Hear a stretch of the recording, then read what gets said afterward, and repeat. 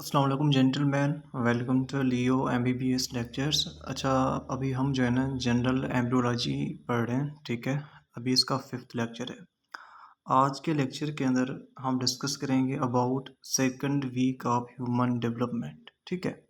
अच्छा, first week को हम कर चुके हैं, साथ में गैमेटोजेनेसिस को हम कर चुके हैं, male infertility, female infertility and सारी चीज़ों को हम डिटेल में कर चुके हैं, ठीक है। So now it's time to discuss about second week of human development. अच्छा, आज इस लेक्चर के अंदर हम जो जो चीज़ें कवर करेंगे ना दैट वुड बी फ्रॉम लैंगमैन, ठीक है। हमारा प्राइम फोकस लैंगमैन के ऊपर होगा। मोस्ट ऑफ द इंफॉर्मेशन हम लैंगमैन से एक्सट्रैक्ट करेंगे, ठीक है। And other information would be also added for better understanding and conceptual clarity, ठीक है। So it is kind request to all of you people कि kindly subscribe my channel and like the videos, ठीक है। and if it is possible then share with your friends, ठीक है। सो अभी हम lecture को स्टार्ट करते हैं, second week of human development. लेकिन इससे पहले जो लास्ट लेक्चर में हमने पढ़ा था फर्स्ट वीक ऑफ डेवलपमेंट, उसमें कौन कौन से इम्पॉर्टेंट इवेंट्स हो रहे थे अभी हम उनको थोड़ा सा डिस्कस करते हैं, ताकि एक यू कैन से टॉपिक का ओवरफ्लो बन जाए, ठीक है। तो सबसे पहले हम डायग्राम की तरफ मूव करते हैं, जहाँ पे हम फर्स्ट वीक के बारे में पढ़ते हैं, जहाँ पे हमने कुछ इवेंट्स के बारे में पढ़ा था, उसको हम थोड़ा रिवाइज करते हैं। Then after we are shifting to the second week of development. Okay, this is a diagram which is showing के फर्स्ट वीक ऑफ डेवलपमेंट में क्या होता है। अच्छा, तो ये डायग्राम मैंने आपको लास्ट लेक्चर में भी दिखाया था कि सबसे पहले बेसिकली क्या होता है, 14th डे पे ओव्यूलेशन होती है। 14th डे पे ओव्यूलेशन, एंड आपको पता है कि ओव्यूलेशन में बेसिकली सेकेंडरी oocyte रिलीज होता है, एंड इसको रिलीज कौन करवाता है, रिलीज करवाता है LH हार्मोन, ल्यूटिनाइजिंग हार्मोन। इसकी सेल जो होती है तकरीबन 36 आवर्स तक, ठीक है। एंड उसके बाद सेकेंडरी oocyte रिलीज हो जाता है। अच्छा, उसके बाद यहाँ पे देखें ये फेलोपियन ट्यूब है ना, फेलोपियन ट्यूब में बेसिकली स्पर्म्स आते हैं। स्पर्म्स कहाँ से आते हैं, वेजिना को पास करके आते हैं। बेसिकली मैंने आपको बताया था लास्ट लेक्चर्स के अंदर कि जब ये एक हम नॉर्मल इजैकुलेशन करते हैं, तो नॉर्मल इजैकुलेशन का क्या मतलब होता है कि 2 डेज का गैप रख के बाद जो हम इजैकुलेशन करते हैं that is our normal ejaculation, ठीक है। अच्छा, उस नॉर्मल इजैकुलेशन में तकरीबन round about 39 to 40 million sperms होते हैं, एंड एक नॉर्मल बंदा इतने स्पर्म्स को वो रिलीज़ करता है, ठीक है। फिर जब वो अपने स्पर्म्स को निकालते हैं ना, फिर तकरीबन 2 मिलियन स्पर्म अबाउट वेजिना से पास करते हैं, एंड उसके बाद वहाँ पे सर्विक्स के अंदर उनकी कैपेसिटेशन होती है, एंड स्पर्म्स हाइपर मोटाइल हो जाते हैं। बट इसके बावजूद भी 200 से लेके 500 तक स्पर्म इस फेलोपियन ट्यूब में सिर्फ पहुँच सकते हैं। मीन्स है 2 मिलियंस में से सिर्फ 200 से लेके 500 स्पर्म्स फेलोपियन ट्यूब में पहुंचते हैं। अच्छा, जब यहाँ से ये पहुंचते हैं सेकेंडरी oocyte के साथ मिलते हैं, सेकेंडरी oocyte की मियोसिस 2 कंप्लीट हो जाती है, एंड हमारा जाइगोट बनना स्टार्ट हो जाता है। And zygote is a unicellular structure, मैंने आपको बताया, ठीक है। एंड इसके बाद इस जाइगोट की क्लीवेज होना स्टार्ट होती है, जाइगोट की क्लीवेज होना स्टार्ट होती है, एंड तकरीबन 2 to 3 डेज ये जाइगोट रिजाइड करता है हमारे फेलोपियन ट्यूब में। अच्छा, मैंने आपको बताया कि जब ये जाइगोट हमारे फेलोपियन ट्यूब में रिजाइड करता है, तो जाइगोट को न्यूट्रिशन कौन प्रोवाइड करता है, secretory cells of fallopian tube. ये चीज़ हमने लास्ट लेक्चर में डिस्कस की थी कि फेलोपियन ट्यूब में बेसिकली 2 किस्म के सेल्स होते हैं।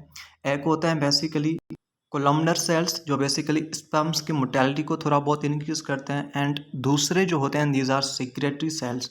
ये secretory sales basically in you can से जाइगोट को नरिशमेंट प्रोवाइड करता है, एंड जाइगोट की नरिशमेंट कौन सी होती है, कोई बर्गर नहीं होती, कोई पिज़्ज़ा नहीं होती।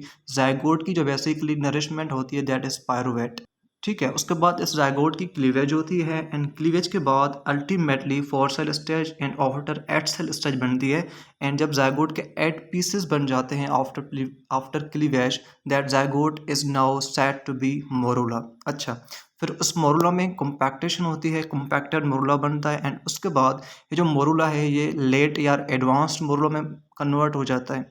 अच्छा, जो नॉर्मल मोरूला पहले बनता है एंड एडवांस मोरूला बनता है, उसमें डिफरेंस क्या होता है कि नॉर्मल मोरूला में बेसिकली 8 सेल्स होते हैं, या 8 से लेके 16 तक सेल्स हो सकते हैं। बट जो एडवांस्ड मोरुला बनता है ना, उसमें तकरीबन 32 सेल्स होते हैं, दैट इज एडवांस्ड मोरुला। अच्छा, जब मोरुला बन जाता है तकरीबन डे 5 पे क्या होता है कि देखिए, अच्छा मैंने आपको बताया था लास्ट लेक्चर के अंदर कि इस ज़ायगोट के ऊपर एक कवरिंग होती है, इस कवरिंग का नाम है zona pellucida, zona pellucida, and that was important for it prevents ectopic pregnancy, and वो प्रिवेंट कर रही थी पॉलीस्पर्मी को, जिसको हमने डिटेल में पढ़ा था। अच्छा, जो ज़ोना पेलुसिडा है ये बेसिकली डे 5 पे ब्रेक होता है, ठीक है, एंड जब ये ज़ोना पेलुसिडा 5th डे पे ब्रेक होता है, that is called as zonal hatching, ठीक है, जब ज़ोना पेलुसिडा ब्रेक हो जाएगा that is called as zona hatching. अच्छा, जब ये ज़ोना पेलुसिडा ब्रेक होता है ना, इसके बाद बहुत इंपॉर्टेंट काम होता है। कौन सा काम होता है कि बेसिकली डे 5 है, ये अब ज़ायगोट ट्रेवल करके आता है कहाँ पे, यूट्रस में। जब ज़ोना पेलुसिडा टूट गया तो क्या होता है कि यूट्रस का जो फ्लूइड है ना, वो बेसिकली इस मोरुला के अंदर आना स्टार्ट हो जाता है। अच्छा, जब मोरुला के अंदर स्टार्ट होना शुरू हो जाता है तो मोरुला के अंदर एक कैविटी बनती है, that is called as blastocoel cavity, ठीक है, एंड कैविटी बनने के बाद हम इसको अब मोरुला नाम नहीं देते, इसको हम नाम देते हैं क्या, बेसिकली इसको हम नाम देते हैं ब्लास्टोसिस्ट। एंड मैंने आपको डायग्राम में दिखाया था कि ब्लास्टोसिस्ट में एक आउटर सेल मास होता है एंड दूसरा इनर सेल मास होता है, ठीक है। फिर डे 6 पे ज़ायगोट अपनी इम्प्लांटेशन को स्टार्ट करता है, that is a interstitial implantation, and day 10th तक ऑलमोस्ट ये इम्प्लांटेशन कंप्लीट हो जाता है। Okay, you can see here this is a blastocyst, जहाँ पे आपको ये बेसिकली ब्लू कलर में इनर सेल मास नज़र आ रहा है, सॉरी ब्लू कलर में आउटर सेल मास है एंड ब्लैक कलर में इनर सेल मास है, एंड इसके बाद जो मेम्ब्रेन है दैट इज ज़ोना पेलुसिडा। यहाँ पे आप देखें जोनल हैचिंग हो गई 5th डे पे, इसके बाद ये जो हमारा इनर सेल मास है ये पेरीफ्री पे चला जाएगा, फिर ये ब्लास्टोसील कैविटी बनना स्टार्ट हो जाएगी। ये ऑल इवेंट्स हमने फर्स्ट वीक ऑफ डेवलपमेंट में पढ़े थे। अच्छा, अब हम पढ़ते हैं कि सेकंड वीक ऑफ डेवलपमेंट में क्या होता है, ठीक है। एक तो सबसे पहले कॉमन सी चीज़ है कि डे 6 पे इम्प्लांटेशन स्टार्ट होना शुरू हुई थी एंड वो 10th पे कंप्लीट होगी, मीन्स के अभी जो हमारी इम्प्लांटेशन है वो पेंडिंग में है, ठीक है, मीन्स इम्प्लांटेशन का इवेंट भी सेकंड वीक में होगा। उसके साथ कौन कौन से इवेंट्स होते हैं, कौन कौन सी नई चीज़ें बनती हैं, इसके बारे में अब हम पढ़ते हैं, ठीक है। So let's move to the first reading portion. अच्छा, तो this is second week of development, and याद रखना सेकंड वीक ऑफ डेवलपमेंट को हम क्या बोलते हैं, this is that week in which formation of bilaminar germ disc take place, ठीक। This is most famous sentence about second week of development के। Second week of development वो होता है जिसमें बायलेमिनर जर्म डिस्क की फॉर्मेशन होना start होती है। अच्छा, बायलेमिनर जर्म डिस्क का मतलब होता है कि एक डिस्क लाइक स्ट्रक्चर होती है जिसमें दो लेयर्स होते हैं, ठीक है, एंड इसमें कौन कौन से लेयर्स होते हैं, याद रखना कि इस बायलेमिनर जर्म डिस्क के अंदर दो लेयर्स होते हैं, एक एपीब्लास्ट एंड दूसरा हाइपोब्लास्ट, ठीक है।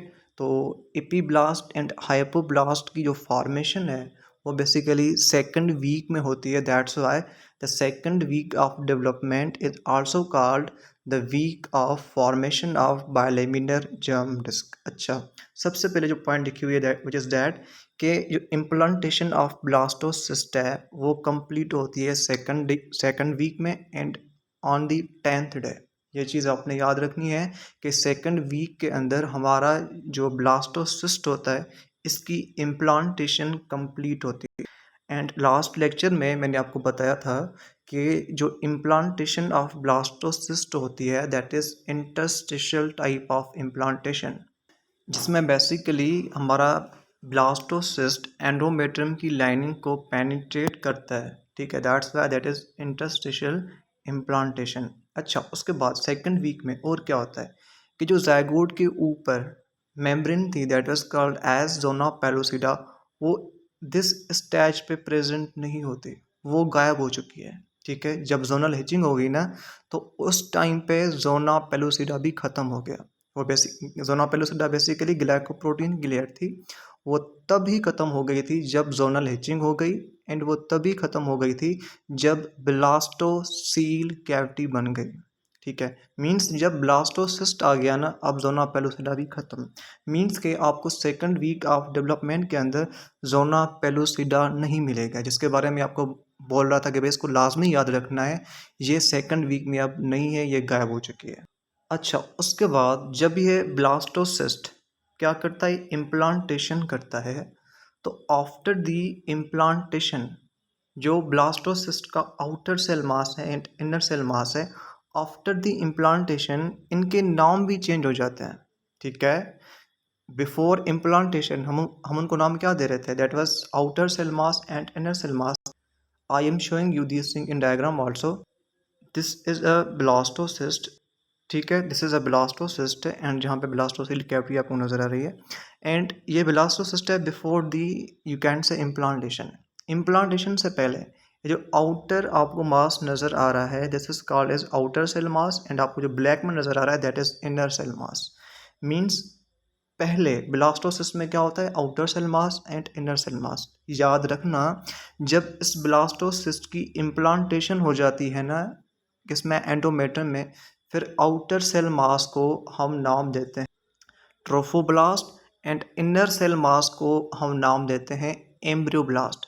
मीन्स के due to the process of implantation outer cell mass and inner cell mass के नाम ही चेंज हो गए। तो वंस अगेन आई रिपीटिंग कि जब ब्लास्टोसिस्ट की इम्प्लांटेशन होती है, तो इम्प्लांटेशन के बाद आउटर सेल मास को अब हम आउटर सेल मास नहीं बोलेंगे, उसको हम बोलेंगे trophoblast, and inner cell mass को अब हम बोलेंगे एम्ब्रियोब्लास्ट।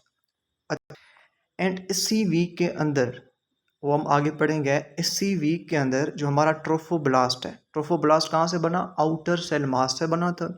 ये ट्रोफोब्लास्ट सेकंड वीक के अंदर डिफ्रेंशिएट होता है दो लेयर्स में, एक साइटोट्रोफोब्लास्ट एंड दूसरा सिंशियोट्रोफोब्लास्ट। इसको हम सिंसाइटोट्रोफोब्लास्ट भी बोलते हैं, whatever you pronounce it, but the better pronunciation is that it is called as syncytiotrophoblast. Means क्या है, सेकंड वीक ऑफ डेवलपमेंट के अंदर क्या होता है कि हमारा ट्रोफोब्लास्ट किस में डिफ्रेंशिएट हो जाता है, साइटोट्रोफोब्लास्ट एंड सिंसाइटोट्रोफोब्लास्ट। अच्छा, उसके अलावा और क्या इवेंट होता है कि इसी सेकंड वीक के अंदर ही जो हमारा इनर सेल मास है जिससे एम्ब्रियोब्लास्ट बना था, ये एम्ब्रियोब्लास्ट बेसिकली डिफ्रेंशिएट हो जाता है दो लेयर्स में, एक इपीब्लास्ट एंड दूसरा hypoblast. And epiblast is a primitive ectoderm and hypoblast is a primitive endoderm. ठीक है। So these are little bit events जो सेकंड वीक में होते हैं। Once again I am repeating these and further on भी हम move करते हैं कि सेकंड वीक में क्या होता है। एक तो हमारी इम्प्लांटेशन कंप्लीट हो जाती है ऑन द डे 10। उसके बाद हमारा जोना पेलुसिडा अब गायब हो चुका है due to the zonal hatching. And उसके बाद out after the implantation blastocyst के आउटर सेल मास को हम नाम देते हैं trophoblast, and inner cell mass को हम नाम देते हैं एम्ब्रियोब्लास्ट। एंड सेकंड वीक के अंदर क्या होता है कि हमारा ट्रोफोब्लास्ट कन्वर्ट हो जाता है साइटोट्रोफोब्लास्ट एंड सिंसाइटोट्रोफोब्लास्ट। ये क्या है हम आगे पढ़ेंगे। ठीक है। एंड इसके बाद एम्ब्रियोब्लास्ट जो है ये कन्वर्ट हो जाता है इपीब्लास्ट एंड हाइपोब्लास्ट में। ठीक है। ये चेंजेस भी सेकंड वीक के अंदर होती हैं। अच्छा, उसके अलावा जो दूसरा इम्पॉर्टेंट काम सेकंड वीक के अंदर होता है कि सेकंड वीक के अंदर कैविटीज़ भी बनती हैं। यह चीज़ आपने नहीं भूलनी, लाजमी याद रखना है कि सेकंड वीक के अंदर ट्रोफोब्लास्ट भी बना था, एम्ब्रियोब्लास्ट भी बना था, साथ में दो कैविटीज़ भी बनती हैं। ये कैविटीज़ बहुत फेमस हैं। कौन सी कैविटीज़ बनती हैं सेकंड वीक के अंदर, एमनियोटिक सैक या एमनियोटिक कैविटी, एंड जो दूसरी कैविटी बनती है दैट इज यॉक सैक। अच्छा, किस तरह से बनती है वो हम पढ़ते हैं लेटर ऑन, बट यहाँ से अब याद रख लो, जो एमनियोटिक कैविटी या एमनियोटिक सैक है यह बेसिकली इपीब्लास्ट से बनती है, that is very important BCQ. And ये जो यॉक सैक है यह बेसिकली हाइपोब्लास्ट से बनती है। कैसे बनेगी हम आगे पढ़ेंगे। अभी आपने ये याद रखना है कि क्या क्या बना था सेकंड वीक में, एक ट्रोफोब्लास्ट बना था, एम्ब्रियोब्लास्ट बना था, तो दो कैविटीज बन गई थी। ट्रोफोब्लास्ट डिफ्रेंशिएट हो गया साइटोट्रोफोब्लास्ट एंड सिंसाइटोट्रोफोब्लास्ट में, एम्ब्रियोब्लास्ट डिफ्रेंशिएट हो गया इपीब्लास्ट एंड हाइपोब्लास्ट में। एंड सेकंड वीक के अंदर कौन सी कैविटीज बनती हैं, amniotic cavity and yolk sac. And important thing is that, very very important thing is that epiblast amniotic sac बनाती है, एंड जो हाइपोब्लास्ट है ये बेसिकली यॉर्क सैक बनाती है। अच्छा, सबसे पहले आप इस डायग्राम पे गौर करें। ये वो डायग्राम है जो लास्ट लेक्चर में हमने छोड़ा था। ये ब्लास्टोसिस्ट का डायग्राम है, ठीक है। यहाँ पे आपको ब्लास्टोसील नज़र आ रही है, यहाँ पे आपको रेड कलर के अंदर इनर सेल मास नज़र आ रहा है, एंड ब्लू कलर में आपको आउटर सेल मास नज़र आ रहा है, एंड आपको यहाँ पे ब्लास्टोसील नज़र आ रही है। That's why it is a blastocyst. अच्छा, अब होता क्या है कि जो हमारा आउटर सेल मास है, ये देखिए यहाँ पे ट्रोफोब्लास्ट में कन्वर्ट हो गया। मीन्स हमने इसका नाम ही चेंज कर दिया। जिस आउटर कवरिंग को हम यहाँ पे आउटर सेल मास बोल रहे थे, अब हम इसको बोलेंगे ट्रोफोब्लास्ट, ठीक है। एंड उसके बाद जो इनर सेल मास था, जो पेरीफ्री पे चला गया था एंड ब्लास्टोसील बन गई थी। अब क्या होता है कि इपीब्लास्ट का मास डिवाइड होता है, ठीक है, एंड एक लेयर नीचे बनता है, that is called as hypoblast, and इसके ऊपर एक और लेयर बनता है, that is called as epiblast, ठीक है। So once again I repeating कि क्या होता है कि आउटर सेल मास कन्वर्ट हो जाएगा ट्रोफोब्लास्ट में, एंड इनर सेल मास नीचे आ जाएगा। पहले इससे लेयर बनेगा हाइपोब्लास्ट, पहले ही हाइपोब्लास्ट ने बनना है, एंड उसके ऊपर इपीब्लास्ट बनेगा। एक चीज़ आपने लाजमी याद रखनी है कि जो हाइपोब्लास्ट के सेल्स होते हैं वो स्क्वामस सेल्स होते हैं, ठीक है, क्यूबाइडल सेल्स होते हैं, एंड जो इपीब्लास्ट के सेल्स होते हैं these are top columnar cells, ठीक है। तो ये प्रोसेस है जिसमें इपीब्लास्ट एंड हाइपोब्लास्ट बनती है, जिसकी वजह से हमने बोला था कि second week of development is the week in which formation of bilaminar germ disc take place. दो लेयर्स बन गए ना, इपीब्लास्ट एंड हाइपोब्लास्ट। किससे बने थे? इनर सेल मास से बने थे। एंड इसको हमने अभी हम क्या नाम देंगे? हम इसको हम नाम देंगे बेसिकली एम्ब्रियोब्लास्ट। अच्छा, इपीब्लास्ट एंड हाइपोब्लास्ट बनने के बाद क्या होता है इस डायग्राम में देखें। This is so important to understand. अच्छा, देखिए इपीब्लास्ट बन गया, हाइपोब्लास्ट भी बन गया, ठीक है। कहाँ किससे बना था? इनर सेल मास से। इनर सेल मास को हम क्या नाम देंगे अभी? एम्ब्रियोब्लास्ट, ठीक है। अच्छा, होता क्या है कि जो इपीब्लास्ट के कुछ सेल्स हैं ये ऊपर ट्रोफोब्लास्ट की तरफ चले जाते हैं, इसकी तरफ मूव कर जाते हैं, एंड हाइपोब्लास्ट के कुछ सेल नीचे की तरफ मूव करते हैं टुवर्ड्स ट्रोफोब्लास्ट।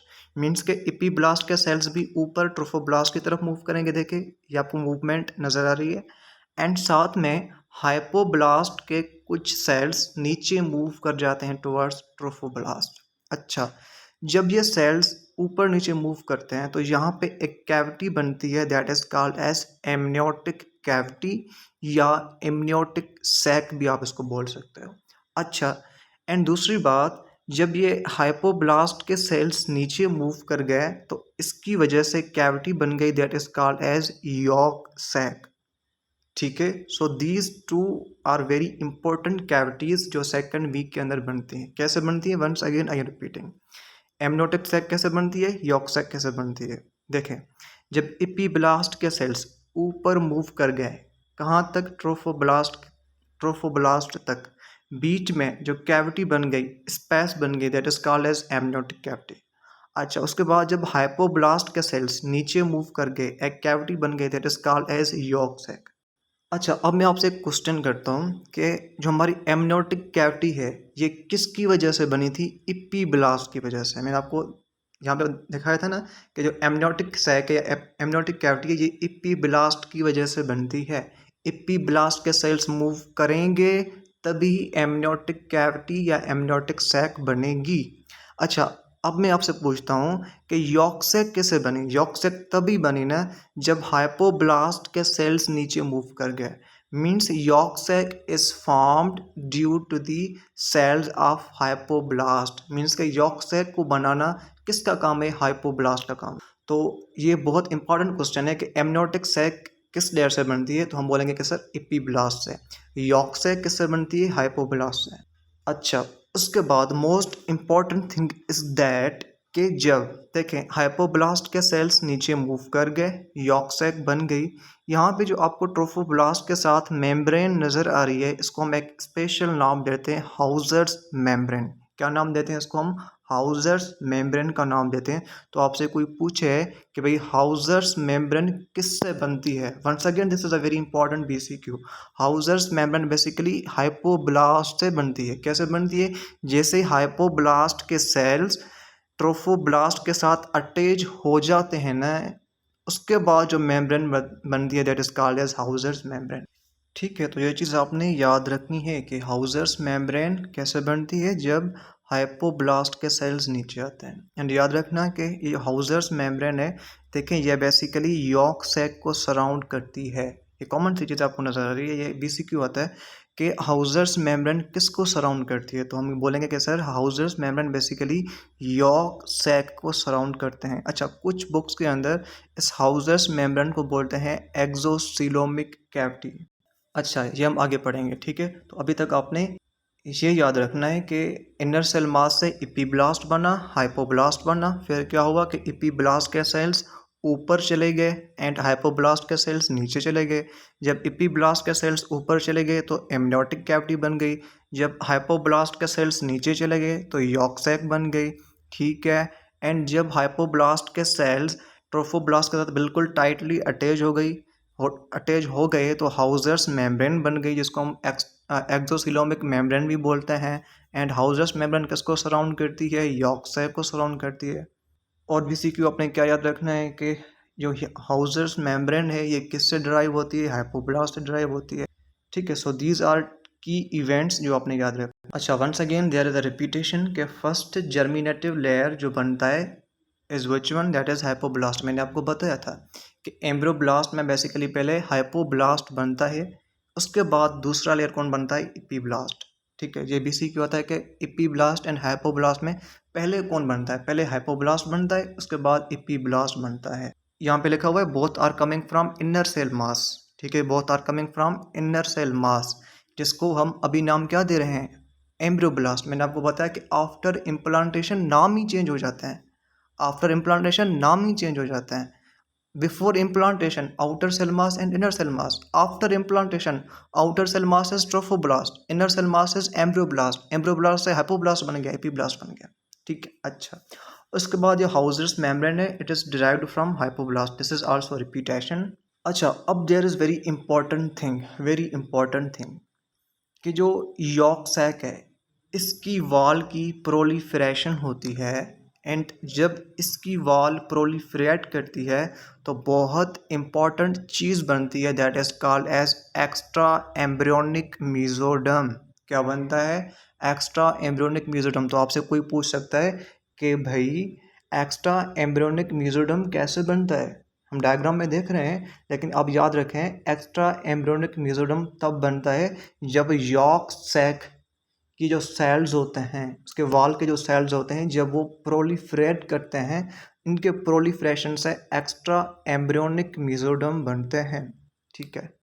अच्छा, जब एक्स्ट्रा एम्ब्रियोनिक मेसोडर्म बन गया, ठीक है, जब एक्स्ट्रा एम्ब्रियोनिक मेसोडर्म बन गया तो साथ में स्मॉल स्मॉल कैविटीज़ भी बनती हैं, साथ में स्मॉल स्मॉल कैविटीज़ भी बनती हैं।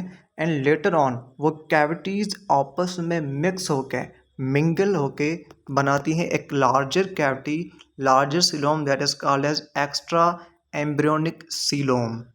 मीन्स जहाँ एक्स्ट्रा एम्ब्रियोनिक मेसोडर्म बन रहा था वहीं पे एक्स्ट्रा एम्ब्रियोनिक सीलोम भी बनना स्टार्ट होता है, ठीक है। सो अभी ये चीज़ हम डायग्राम में देख रहे हैं, but once again I repeating कि भाई एक्स्ट्रा एम्ब्रियोनिक मेसोडर्म कैसे बना?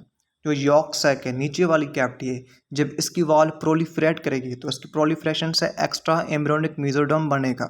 जब एक्स्ट्रा एम्ब्रियोनिक मेसोडर्म बन जाता है तो उसको मज़ा नहीं आता, साथ में स्मॉलर कैविटीज़ भी बनती हैं। एंड वो कैविटीज़ आपस में मिल के ज्वाइन होके क्या बनाती हैं? Extra embryonic coelom. अच्छा देखें, लुक एट दिस डायग्राम, ये आपको यहाँ पे डायग्राम नज़र आ रहा है, ठीक है। यहाँ पे आपको आउटर्स, यहाँ पे ट्रोफोब्लास्ट नज़र आ रहा है, ठीक है। एंड यहाँ पे देखें आपको एमनियोटिक सैक नज़र आ रही है, एंड ये आपको यॉर्क सैक नज़र आ रही है, ठीक है। एमनियोटिक सैक एंड नीचे यॉर्क सैक एंड बीच में एपीब्लास्ट एंड हाइपोब्लास्ट है, ठीक है। अच्छा, ये यॉर्क सैक बेसिकली देखें यहाँ पे प्रोलिफरेट कर रही है, एंड इसकी प्रोलिफरेशन से आपको देखें येलो कलर में जो मटेरियल नज़र आ रहा है that is extra embryonic mesoderm. ये जो आपको येलो कलर में अब मैटर नज़र आ रहा है that is extra embryonic mesoderm. And देखिए यहाँ पे स्मॉलर कैविटीज़ भी बन रही हैं, स्मॉलर कैविटीज़ भी नज़र बन रही हैं near to the yolk sac. ठीक है, एंड ये कैविटीज़ आपस में मिलती हैं, यूनाइट करती हैं एंड बड़ी कैविटी बनती है। यहाँ पे देखें, this is extra embryonic coelom. ठीक है, एक्स्ट्रा एम्ब्रियोनिक सीलोम। तो इन डायग्राम्स के अंदर बेसिकली क्या बन गया, एक एक्स्ट्रा एम्ब्रियोनिक मेसोडर्म बन गया, साथ में एक्स्ट्रा एम्ब्रियोनिक सीलोम बन गई। जो आपको येलो कलर में मैटर नज़र आ रहा है that is extra embryonic mesoderm. ये बेसिकली इसी यॉर्क सैक की प्रोलिफरेशन की वजह से बनी है। ठीक है, एक्स्ट्रा एम्ब्रियोनिक मेसोडर्म। एंड साथ में ये जो एक्स्ट्रा एम्ब्रियोनिक सीलोम है, ये आपको यू शेप्ड जो सीलोम नज़र आ रही है that is extra embryonic coelom. ये कैसे बनी कि जैसे एक्स्ट्रा एम्ब्रियोनिक मेसोडर्म बनता है तो साथ में स्मॉलर कैविटीज़ बनती हैं, वो आपस में ज्वाइन होती है, मिंगल होती हैं, तो साथ में एक्स्ट्रा एम्ब्रियोनिक सीलोम भी बन जाता है। ठीक है, तो ये चीज़ आपने याद रखनी है कि किस तरह से extra embryonic mesoderm and extra embryonic coelom बनते हैं। अच्छा, उसके बाद एक और पॉइंट याद रखिएगा कि यहाँ पे थोड़ा सा अनडिफ्रेंशिएटेड मेसोडर्म होता है, एक्स्ट्रा एम्ब्रियोनिक मेसोडर्म। ठीक है, यहाँ इस जगह पे होता है। ठीक है, एंड इससे आगे जाके बेसिकली कनेक्टिंग स्टॉक बनती है एंड कनेक्टिंग स्टॉक बेसिकली आगे जाके अम्बिलिकल कार्ड बनाती है। ये आगे बनेगी, ठीक है, इसके बारे में हम पढ़ेंगे। लेकिन अभी तक आपने क्या याद रखना है, क्या एक्स्ट्रा एम्ब्रियोनिक मेसोडर्म कैसे बना, एक्स्ट्रा एम्ब्रियोनिक सीलोम कैसे बनी। Okay, you can see here जो अनडिफ्रेंशिएटेड मेसोडर्म था वहाँ से कनेक्टिंग स्टॉक बनती है एंड उसके बाद वहाँ से अम्बिलिकल कार्ड बनता है।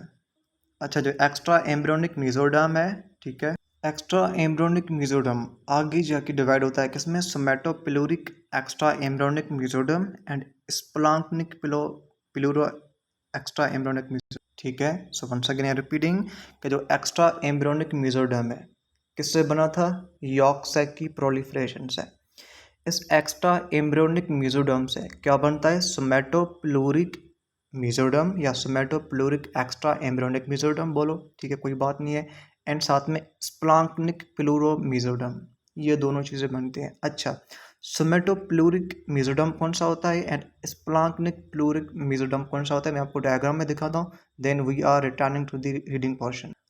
अच्छा, पहले एक चीज़ क्लियर करो इस डायग्राम से, जो येलो कलर में जो भी चीज़ है, all this is extra embryonic mesoderm. अब हम डिफ्रेंशिएट करते हैं कि इसमें स्प्लांक्निक मेसोडर्म कौन सा है एंड सोमैटोपिलोरिक मेसोडर्म कौन सा है। अब देखो, जो मेसोडर्म, देखें ये डायग्राम आपको नजर आ रही है, ये बेसिकली ऊपर एमनियोटिक कैविटी है एंड नीचे यॉर्क सैक है। ठीक है, अच्छा, यॉर्क सैक के नीचे थोड़ा सा जो मेसोडर्म होता है दैट इज स्प्लांक्निक मेसोडर्म। ठीक है, जो यॉर्क सैक के नीचे मेसोडर्म होता है that is splanchnic mesoderm. And बाकी जो एक्स्ट्रा एम्ब्रियोनिक सीलोम के नीचे वाला मेसोडर्म है that is somatopleuric mesoderm. And ये ऊपर वाला जो आपको नजर आ रहा है this is also a somatopleuric mesoderm, but differentiation is that जो अक्सर बुक्स में लिखा होता है कि भाई स्प्लांक्निक मेसोडर्म कौन सा होता है, सोमैटोप्लूरिक मेसोडर्म कौन सा होता है। आपने याद रखना है कि जो यॉर्क सैक के नीचे वाला, जो आपको यहाँ पे मैंने आपको इसको ब्लू कलर में लिखा है, ब्लू कलर में ड्रा किया है, जो ब्लू कलर में यॉर्क सैक के नीचे बिल्कुल थोड़ा सा ये जो मेसोडर्म है दैट इज स्प्लांक्निक मेसोडर्म, इससे आगे विजरा बनता है। ठीक है, अच्छा, उसके बाद जो एक्स्ट्रा एम्ब्रियोनिक सीलोम है इसके नीचे वाला जो आपको जो मेसोडर्म नजर आ रहा है दैट इज सोमैटोप्लूरिक मेसोडर्म। ठीक है, okay, so you can see here that extra embryonic mesoderm can be somatopeluric and splanchnopeluric. Somatopeluric कौन सा होता है, which is outside the extra embryonic coelom या attaching to trophoblast, but important thing is that ये somatopeluric होता है which is outer to the extra embryonic coelom. It is very important BCQ. And splanchnic mesoderm वो होता है जो basically yolk sac के बाहर प्रेजेंट था, जो मैंने ब्लू कलर में आपको दिखाया था। ठीक है, तो आई थिंक अब आपको ये चीज़ क्लियर हो गई है कि भाई सोमैटोप्लूरिक मेसोडर्म कौन सा होता है, स्प्लांक्निक प्लूर मेसोडर्म कौन सा होता है। अब यहाँ पे फॉर्मेशन होती है बेसिकली दो और कैविटीज़ की, that is amnion and Korean, amnion and chorion. ठीक है, अच्छा, अब हम बात करते हैं कि एमनियन किससे बनती है एंड कोरियन किससे बनती है। आपको अच्छे से याद रखना है। अच्छा देखें, ये जो एमनियोटिक कैविटी है यहाँ पे आपको एक्स्ट्रा एम्ब्रियोनिक मेसोडर्म नज़र आ रहा है, एंड ये जो आपको ट्रोफोब्लास्ट है, यहाँ पे कुछ सेल्स होते हैं, उन सेल्स को हम बोलते हैं एमनियोजेनेटिक सेल्स। क्या बोलते हैं, मैंने यहाँ पे ड्रा नहीं किए, बट यहाँ पे सेल्स होते हैं, ठीक है, यहाँ पे स्प्रेड होते हैं वो cells. These are called as amniogenetic cells. अच्छा, जब वो यहाँ पे देखें, ये ब्लू कलर में आपको नज़र आ रहा है, दिस इज स्प्लांक्निक मेसोडर्म। ये splanchnic mesoderm and amniogenetic cells यहाँ पे प्रेजेंट होते हैं। जब वो आपस में मिलते हैं तो एमनियन बनती है। क्या बनती है, एमनियन बनती है। एंड कोरियन किससे बनती है, देखिए यहाँ पे जो आपको सोमेटोप्लूरिक मेसोडर्म नजर आ रहा है, ये सोमेटोप्लूरिक मेसोडर्म ट्रोफोब्लास्ट के साथ, outer cell mass is trophoblast, जब बेसिकली जो सोमेटोप्लूरिक मेसोडर्म ट्रोफोब्लास्ट के साथ मिलता है तो कोरियन बनता है। ठीक है, so this is the formation of amnion and chorion. तो once again I am repeating, क्या बेसिकली एमनियन कैसे बनता है, कोरियन कैसे बनता है। मैंने आपको क्या बताया कि एमनियोटिक कैविटी के सराउंडिंग में कुछ सेल्स होते हैं जिनको हम बोलते हैं एमनियोजेनेटिक सेल्स। जब वो एमनियोजेनेटिक सेल्स स्प्लांक्निक मेसोडर्म के साथ मिलते हैं तो कैविटी बनती है, that is called as amnion. ठीक है, कोरियन कैसे बनेगी, जब ये सोमेटोप्लूरिक मेसोडर्म बेसिकली ट्रोफोब्लास्ट के साथ मिलता है तो कोरियन बनती है। अच्छा, एक चीज़ आपने याद रखनी है कि एमनियन का बेसिकली फीटल डेवलपमेंट में क्या रोल होता है, एंड कोरियन का क्या रोल होता है फीटल डेवलपमेंट में। अच्छा, याद रखना, जो एमनियन है कैसे बनी थी, एमनियोजेनेटिक सेल्स प्लस में स्प्लांक्निक मेसोडर्म को मिला के। ये एमनियन बेसिकली फीटस को सपोर्ट प्रोवाइड करती है। ठीक है, जब भी मदर मूव करती है, हो सकता है मदर कभी गिर जाए, ठीक है, शॉक्स आते हैं, तो शॉक्स वगैरह को एब्जॉर्ब करना, फीटस को बिल्कुल प्रोटेक्टिव रखना, ठीक है, ये काम किसका होता है, एमनियन का। कोरियन का बहुत इंपॉर्टेंट काम ये होता है कि ये न्यूट्रिएंट्स की एक्सचेंज करवाती है between maternal environment and foetus. तो फीटस एंड मदर की बॉडी के बीच में जो न्यूट्रिएंट्स की एक्सचेंज होती है, ठीक है, एक्स्ट्रा मटेरियल जो बनता है, एक्सक्रीटरी प्रोडक्ट्स जो होती हैं, ठीक है, इनकी इंटर एक्सचेंज करवाना सारा काम, और साथ में गैसेस एक्सचेंज करवाना between foetus and maternal blood. ठीक है, तो ये सारा काम जो होता है ना एक्सचेंज वाला, ये कोरियन करवाता है। ठीक है, अच्छा, उसके बाद अब हम पढ़ते हैं कि सेकेंडरी यॉर्क सैक कैसे बनती। अच्छा देखिए, जो पहले यॉर्क सैक बनी थी ना, ये जो आपको कैविटी नजर आई, that is primary yolk sac. ये प्राइमरी यॉर्क सैक थी, इसकी प्रोलिफरेशन से एक्स्ट्रा एम्ब्रियोनिक मेसोडर्म भी बना था, इसकी वजह से एक्स्ट्रा एम्ब्रियोनिक सीलोम भी बन गए। जब ये बने तो हम आज़ाद हो गए। ठीक है, एंड वी वर डिफ्रेंशिएटिंग के स्प्लांक्निक मेसोडर्म कौन सा है, सोमेटोप्लूरिक मेसोडर्म कौन सा है। ठीक है, एंड इसकी प्रोलिफरेशन के बाद हमको ये भी पता चल गया कि भाई एमनियन कैसे बनता है, कोरियन कैसे बनता है। अब ये प्राइमरी यॉर्क सैक नहीं रहती, इसमें थोड़ी सी चेंजेस आती हैं जिसकी वजह से सेकेंडरी यॉर्क सैक बनती है। अच्छा, बेसिकली होता क्या है, देखें, ये जो आपको कैविटी नजर आ रही है, this is primary yolk sac.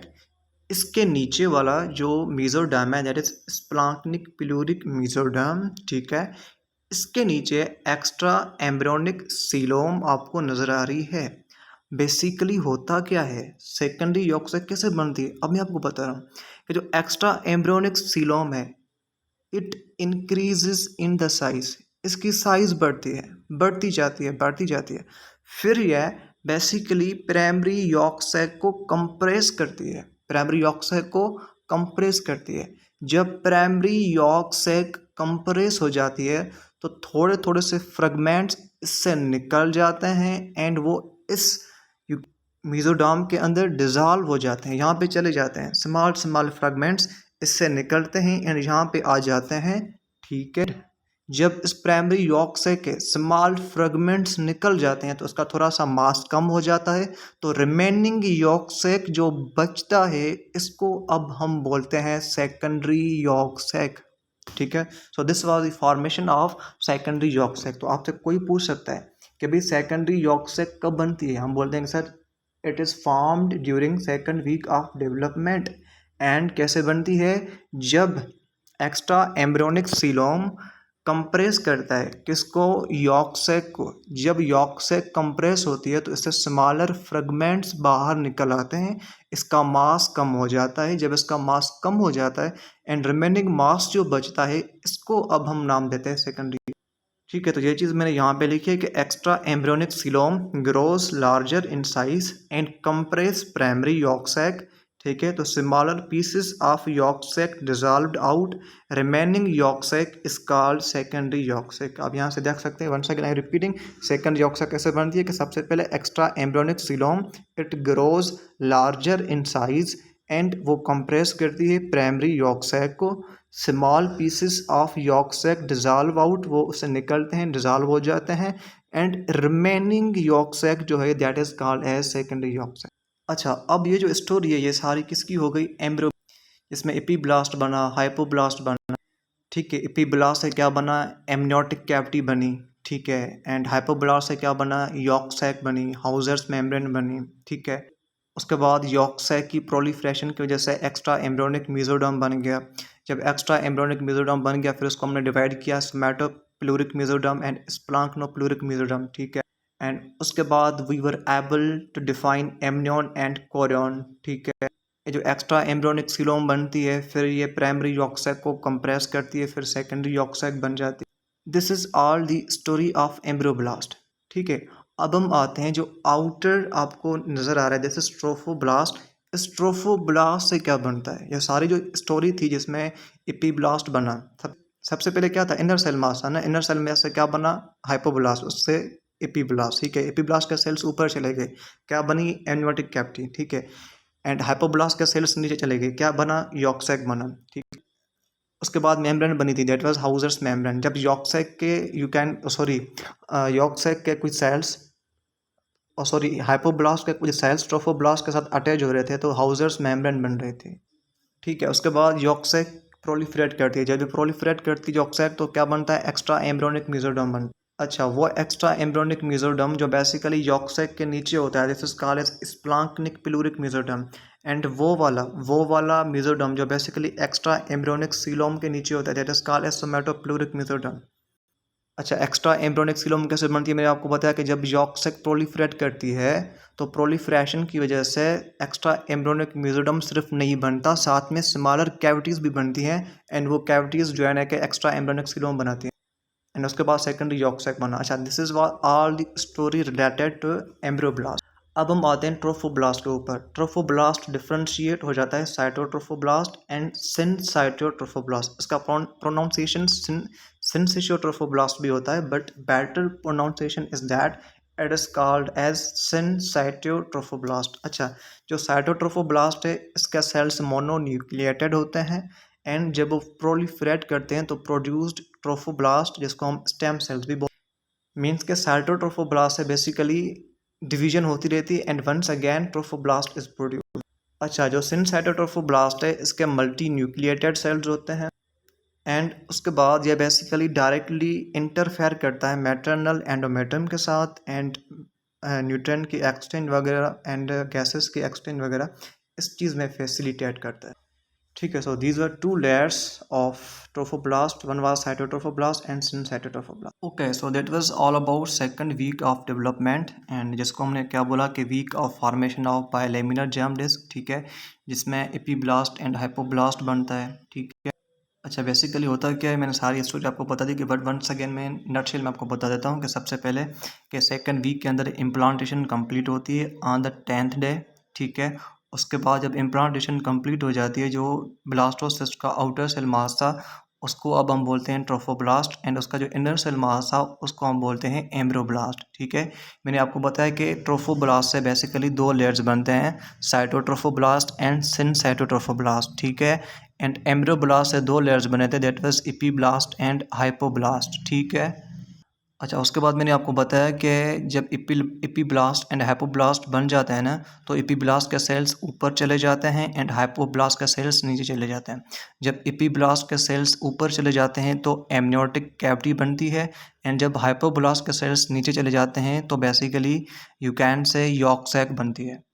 ठीक है, एंड जब हाइपोब्लास्ट के सेल्स नीचे आके ट्रोफोब्लास्ट के साथ अटैच हो जाते हैं तो बेसिकली हाउजर्स मेम्ब्रेन भी बनती है। अच्छा, उसके बाद जब यॉर्क सैक बन गई तो यॉर्क सैक प्रोलिफरेट होती है। जब यॉर्क सैक प्रोलिफरेट होती है तो एक्स्ट्रा एम्ब्रियोनिक मेसोडर्म बन जाता है। एक्स्ट्रा एम्ब्रियोनिक मेसोडर्म मैंने आपको बताया सोमैटोप्लूरिक होता है, स्प्लांक्नोप्लूरिक होता है। जो सोमैटोप्लूरिक होता है वो बेसिकली एक्स्ट्रा एम्ब्रियोनिक सीलोम के नीचे होता है, एंड स्प्लांक्निक प्लूरिक होता है वो बेसिकली यॉर्क सैक के नीचे होता है। एंड उसके बाद फॉर्मेशन हो गई थी एमनियन एंड कोरियन की, जो बेसिकली फीटल डेवलपमेंट में बहुत इंपॉर्टेंट रोल प्ले करती हैं। एमनियन फीटस को प्रोटेक्ट करता है क्वेश्चंस वगैरह से, एंड कोरन बेसिकली न्यूट्रिएंट्स की एक्सटेंड करवाता है एंड गैसेस की। ठीक है, एमनियन कैसे बना था? जब एमनोजेनेटिक सेल्स एंड स्प्लांक्निक मेसोडर्म आपस में मिले थे। कोरन कैसे बना था? जब सोमैटोप्लूर प्लस में ट्रोफोब्लास्ट आपस में बने। उसके बाद प्राइमरी यॉर्क सैक कन्वर्ट हो गई थी सेकेंडरी यॉर्क सैक में। ठीक है, कैसे? जैसे एक्स्ट्रा एम्ब्रियोनिक सीलोम में वो साइज में ग्रो कर गई थी। जब वो साइज में ग्रो कर गई थी तो उसने प्राइमरी यॉर्क सैक को कंप्रेस किया था। जब प्राइमरी यॉर्क सैक कंप्रेस हुई थी तो उससे कुछ स्मॉल फ्रेगमेंट्स बाहर निकले थे। Then after primary yolk sac is now termed as secondary yolk sac, and later on trophoblast divide हो गया था साइटोट्रोफोब्लास्ट एंड देन साइटोट्रोफोब्लास्ट में।